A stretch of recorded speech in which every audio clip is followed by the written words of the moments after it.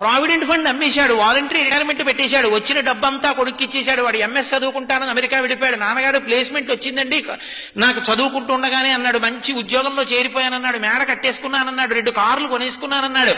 ఒరే ఒక్కసారి రారా అంటే మాత్రం నాన్నగారండి ఇప్పుడు సెలవు కుదరదండి, నేను వస్తానండి, స్కైప్ లో చూడండి నన్ను కావాలంటే అన్నాడు. ఎప్పుడో వస్తాడు వాడు, ఉన్నదంతా వాడికి ఇచ్చాడు. ఒరే నాకు ఇస్తావా అని అడుగుతాడా తండ్రి? అడగడు. ఆ పెంకుటింట్లో ఉంటున్నాడు. నాన్నగారండి విమానం అంతా కారు కొనుక్కున్నానని ఫోటో పంపించాడు. అది చూసి ఈ పెద్ద ఆయన పెంకుటింట్లోంచి రోహిణీ కార్తిలో ఉత్తరీయం నెత్తి మీద వేసుకుని ఎదురింటికి వెళ్ళి తలుపు కొట్టి మా అబ్బాయి విమానం అంతా కారు కొనుక్కున్నట్ట ఫోటో చూడండి అంటాడు. నువ్వు పెంకుటింట్లో ఉంటున్నావు కదరా అంటే, పోన్లేదురో ఎంతకాలం బతుకుతాను, మా అబ్బాయి సంతోషంగా ఉన్నాడుగా అంటాడు. కొడుకు యొక్క సంతోషాన్ని చూసి సంతోషించగలిగిన వాడు తండ్రి. తను సంతోషించి కొడుకు సంతోషించాలనడం అది తండ్రితనం అంటే.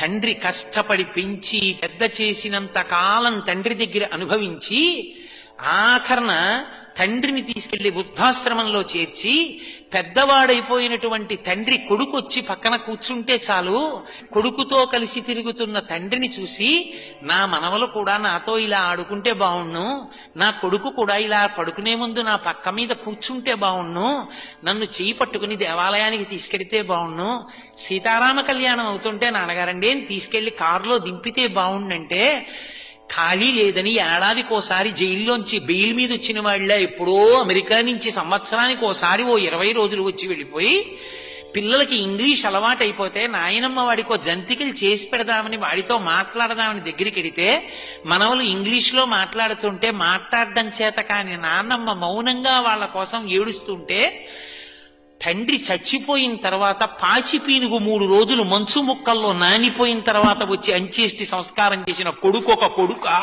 వాడి సంపాదన ఒక సంపాదన. తండ్రి పక్కన కూర్చున్నవాడు తండ్రిని సంతోషపెట్టినవాడు కొడుకు. విదేశాలు వెళ్ళొద్దంటలేదు, ఉద్యోగాలు చెయ్యొద్దంటలేదు, కానీ తల్లిదండ్రులు పెద్దవాళ్ళు అయిపోయిన తర్వాత వాళ్ళ సంతోషాన్ని తీర్చడం కూడా కొడుకుల కర్తవ్యం. కొడుకు లాంటి వాళ్ళు చాలా మంది ఉండొచ్చు, కూతురు లాంటి వాళ్ళు చాలా మంది ఉండొచ్చు, కానీ కన్న కడుపున పుట్టిన కొడుకు కొడుకి. వాడికి ఆ కర్తవ్యం లేనప్పుడు వాడికన్నా ఇంట పెరుగుతున్న పెంపుడు కుక్క మీద.